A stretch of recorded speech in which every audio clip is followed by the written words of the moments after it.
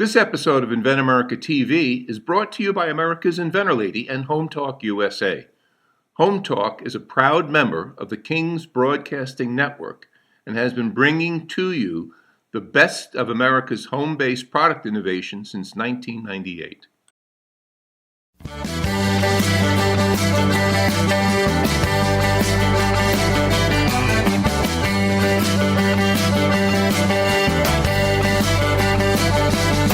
Broadcasting and streaming live all across America. This is Home Talk USA.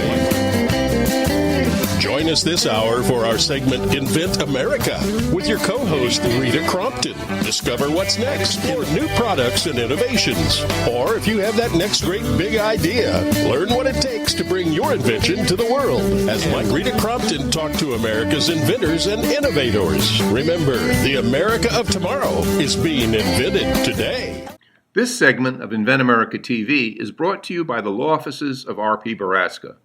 RPB law offices have been bringing corporate-level legal expertise to the independent inventor community for more than 20 years. For all your inventing legal needs, trust rpblawoffices.com. Hello, everyone, and thank you so much for being with us for this segment of Invent America. Why? Because America invents. We have been solving the problems of the consumer for centuries now. Centuries. Awesome. And you know what? We're going to continue to do so. And we are talking today about what when we go to a trade show, it's not just to sell product, it's to learn, it's to make our products better. And so my guests today are talking about what they learn to make their product better. And Barb Wangler is my first inventor guest today. And she had this really cool product. It's called the Rookie Seat. And it really, she's a mother, she's a grandmother. And it's not just about making life easier for anyone who's got a toddler. It's about making it safer as well. Because that's the one thing I saw, Barb, with your product is that it's not just easier, it's more secure for, you got a 2-year-old climbing around. The last thing you want is that chair to fall off of a stadium seat.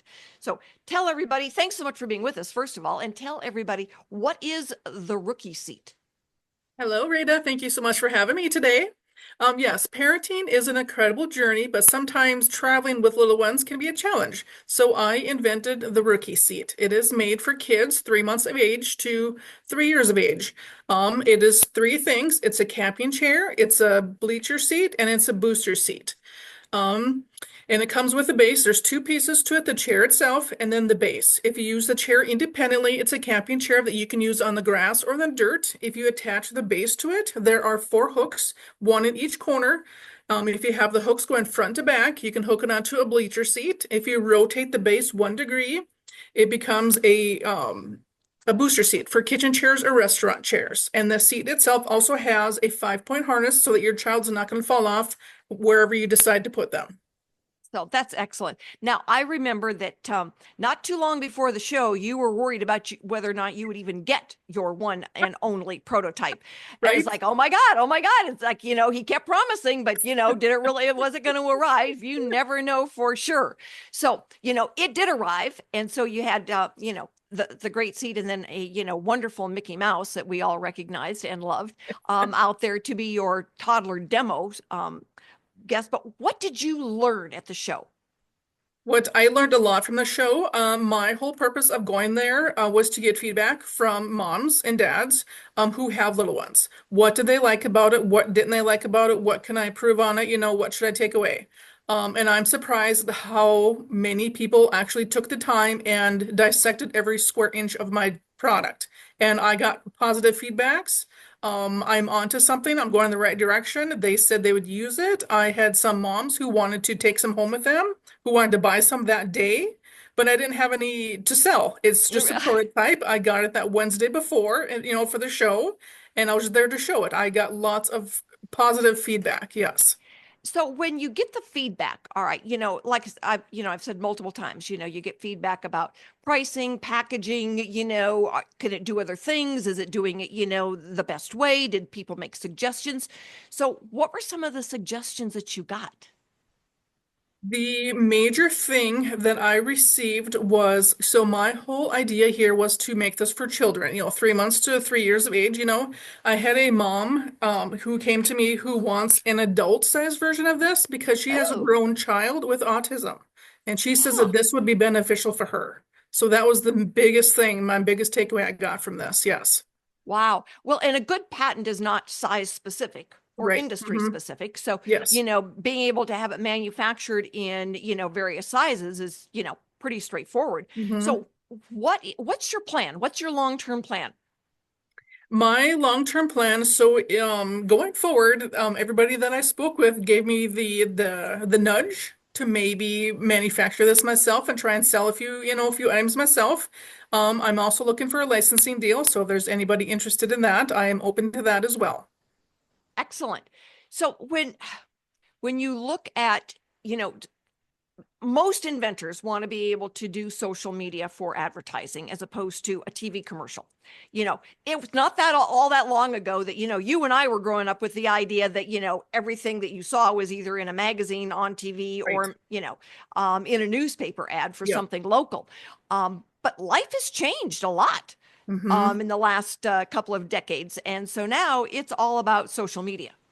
Yep, social media and all these different platforms and what each platform is known for, whether it's 10 seconds, whether it's a 2-minute commercial, just every platform is a little different. And yeah, that's something I'm going to have to figure out how to work each one of these. So when you look at right now where you are, um, you're getting ready to do a couple more prototypes. I'm probably going to make another prototype that's a little bit more sturdier than the one I have, but I'm on to a good start, yes. Excellent, excellent. So you're going to do another show?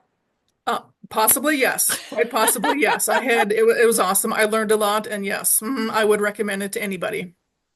So when you had been thinking about going to the show for some time. So what was your window then? It's like, because I remember, when you were first getting started and it's like, okay, so what was your window from, I think I want to do this to, okay, let's really do it. Yes, I found a person who was able to make me the prototype, and I made him aware that if he was able to get me a prototype, in enough time to do this trade show, I was going to do it. So he promised me and told me that, he would be able to get it for me. So I received it to that Wednesday before the trade show, and then, I flew in the next day to Las Vegas for the show and made it happen. You were not the first one that's like, you're just kind of waiting for that, prototype to arrive because I've had other ones where they, arrive kind of sticky still because they were warm off the prototype machine. So it's always, interesting to watch folks from, it's like 6 months is kind of a tight window to go from let's file a patent and get a prototype done to actually, presenting at a show. Yes, yep. And I got my PPA also all set up, and yeah, got a hotel room. I got my flight. It all happened within a week. So Yep, that was great. That was great. Well, we wish you the best of luck. We are hoping that we can help you get the rookie seat ready for licensing and get everything done so that, the next time you are, out there at a stadium someplace, you are able to see it yourself because it really feels really good when you see your product out there. And thanks so much for being with thank us, and you. we will be paying attention and see how you do. So stick Thank with you, us, Rita. everybody. We will be back in just a few minutes with our next inventor, and he has got a children's product as well. So hang in there with us. This segment of Invent America TV is brought to you by SearchQuest Patent Search. SearchQuest provides for a comprehensive patent search that searches the entire world and not just the U.S. Patent Office. Make sure that before you spend those big bucks having a patent written, you've done your due diligence by getting a comprehensive patent search. Use SearchQuestPatents.com for all your patent search needs. They scour the world for you. Hello, America, and thanks so much for being with us for this segment of Invent America, because America invents. If you know any inventors out there who would like to be on the radio, have them get in touch. It's free, and we get to share their products online, and we love to help the consumers out there find out what's new, what's novel, what solves a problem that they have at home and didn't even know there was a solution for it. So get in touch. We love to have the questions. And if you need a service provider, again, just reach out and ask, because we know lots of really good service providers. And we are grateful to have Rick Bunger with us today. And Rick is the inventor of Ivy's counting blocks. And these are awesome. I know that they are for kids, Rick, but I think that there's probably a lot of adult men who could use the relationship in numbers and sizes. I know one very well, and don't tell him I said that. So anyway, Rick, tell everybody, why is Ivy's counting block so awesome? Well, Ivy's counting blocks, it was triggered by my granddaughter Ivy. She was in a 3-year-old preschool, and her teacher sent home to her parents that she was struggling with their numbers. And I'm a retired optometrist. It's the vision and learning they're intimately connected. And so I'm also a woodworker. I thought about the issue for a few days, and this idea popped in my mind. This is a new take on an old thing. Counting blocks have been around for generations.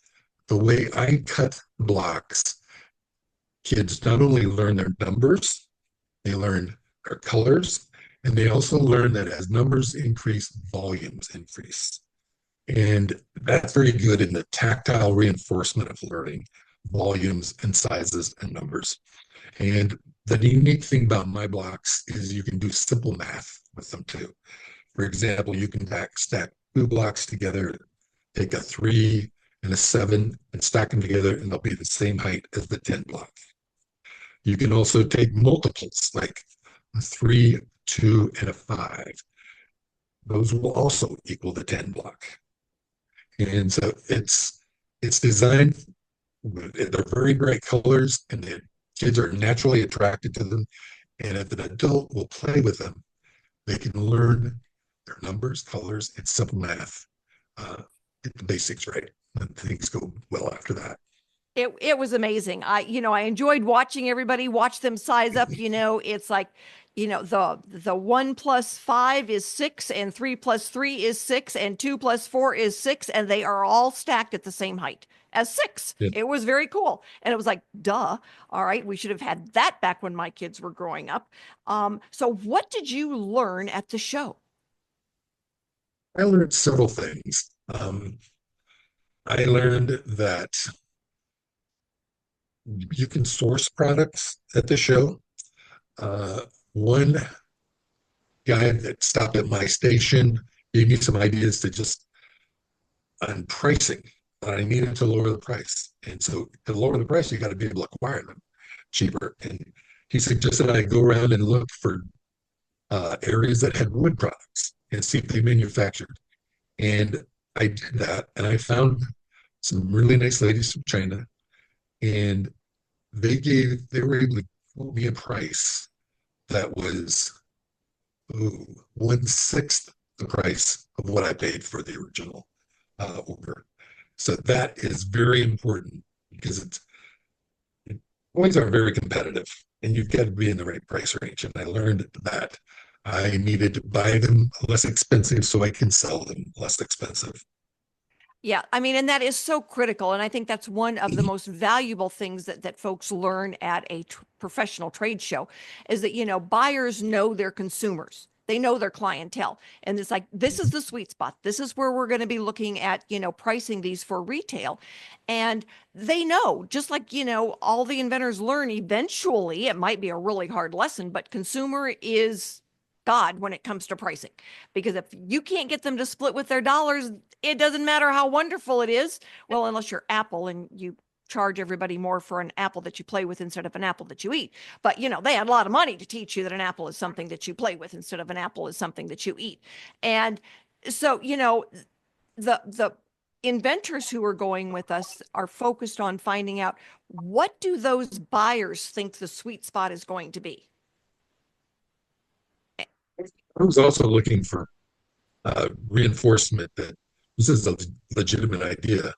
And I got that with spades, that all ages were attracted to these blocks.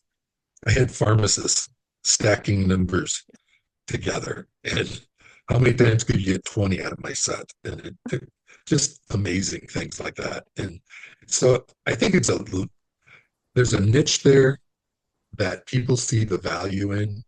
And now I need to get the product out there so that people are even aware it exists.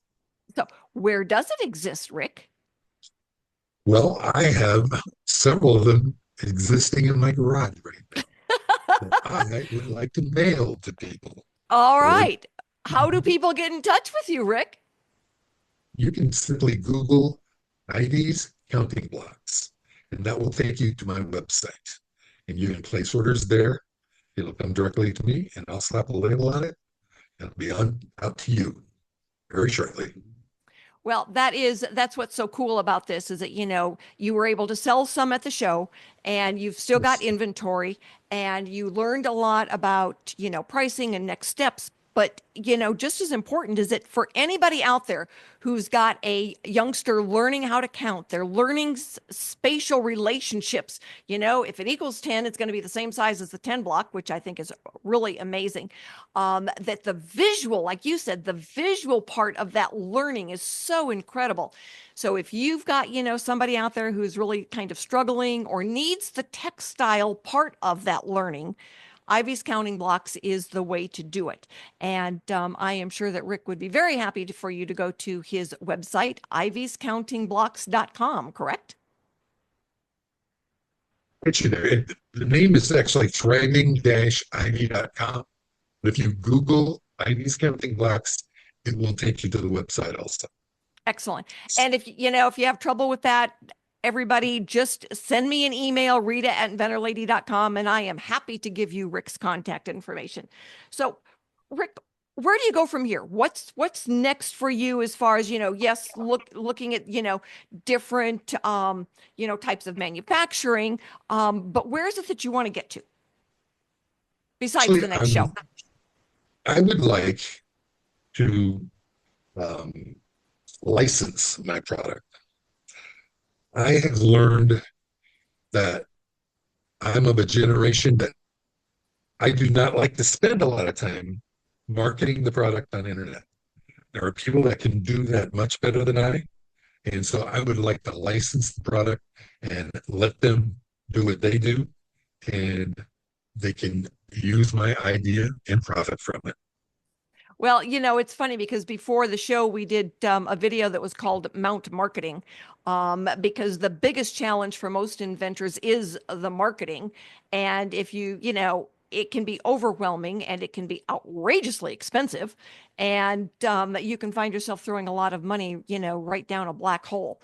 When it comes to marketing, because it's hard to, it's hard to do it right, and be able to get the word out there. So we are going to give you a hand on that because I just thought that this product was wonderful for those youngsters that are trying to learn all their numbers and everything. So we are happy to give you a hand at the licensing and going out there to some of our resources in the kids learning area. So you know what? Thank you so much for being on with us today. And if you are an inventor out there, of someone who needs some help, have them get in touch. And if you hear about products that you think, whoa, those are really cool, you know what? Guess where they are listed? They're listed on inventamericaradio.com. All of the products that went with us to ASD Market Week are still listed there. So you know what? I know how you can find Ivy's Counting Blocks. Just go to the website. Thanks, everybody, and stick with us because we're going to be back with our industry expert in just a few moments. If you're an inventor or an inventor out there who would just like to be able to have a conversation with other inventors, join the Inventors Roundtable. It's free. The meetings are virtual, so you can be anywhere in America and talk to another inventor. And for a lot of folks out there, understanding the process, being able to ask questions, getting good service provider information is critical to the inventing process. So, got questions? Want to join? It's free. inventorsroundtable.org. Oh, America, thank you so much for being with us. And my next guest is a very important part of ASD Market Week and getting our inventors to a show and teed up and ready and making changes when they get back and say, oh, let's do it this way. Noah McNeely is CEO and founder of Product Quick Start, and he helps inventors from that early stage of I've got a duct tape and cardboard prototype. Noah, can you help me out? Thanks for being with us today. Yeah, my pleasure as usual. Always fun.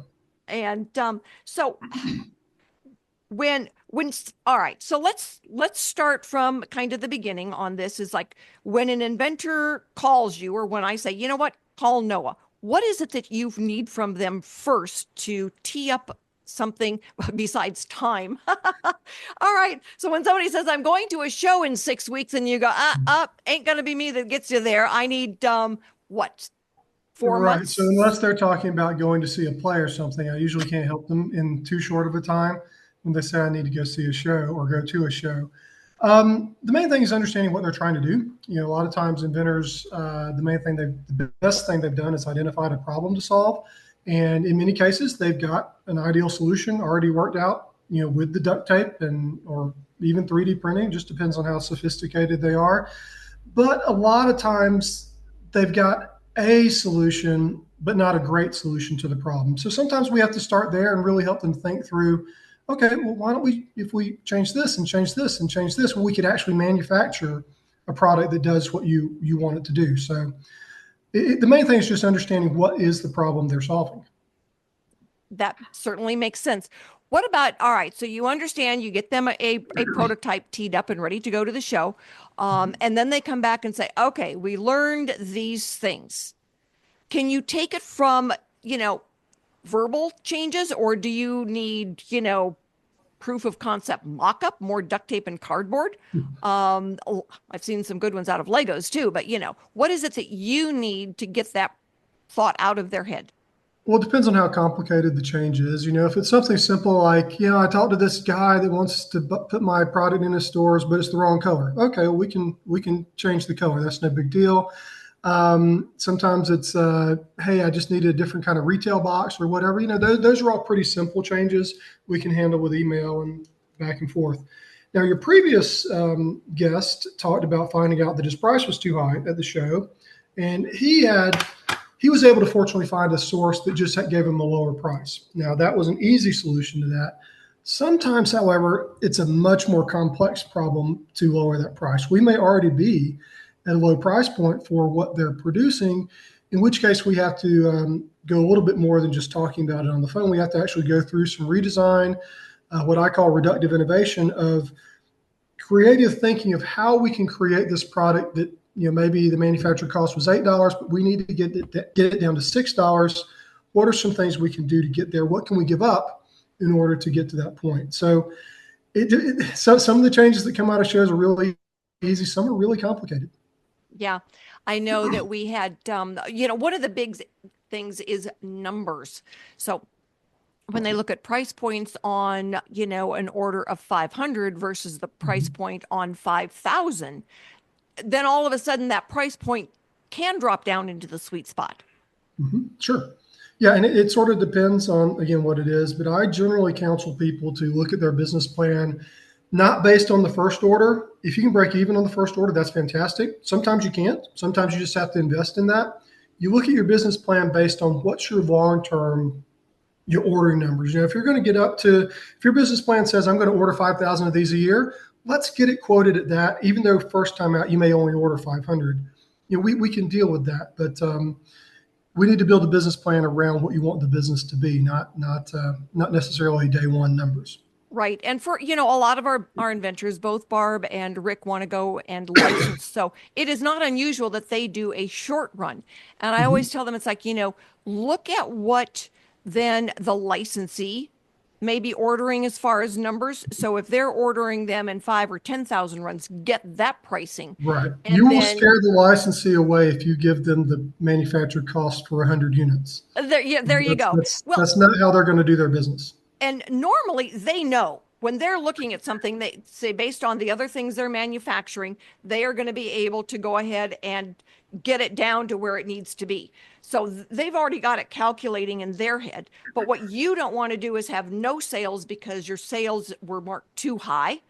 And then you say, well, I couldn't sell any because my price was too high, and not realize the difference in the number calculations that you need to be shooting for. Like you said, it's not unusual that if they can break even on that first order, that's good. So yeah, sometimes it's just that first order is an investment. You spend more money than you make on that, but that's to get your business launched. Yes, absolutely. And then to prove yourself for inventors who can go out and get a short run done, 500, 1500, whatever it is, that is wonderful, because then for licensing, it allows us to negotiate a better deal.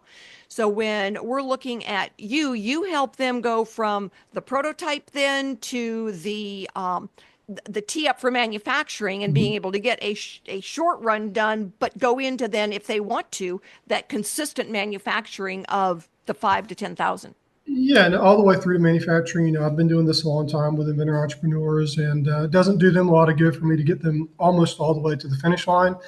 So, we do that in all sorts of ways, all the way from pure concierge service. They're like, I don't even want to talk to the factory. Can you just handle it for me? Well, sure, we can do that. Get you as many delivered to you as you want.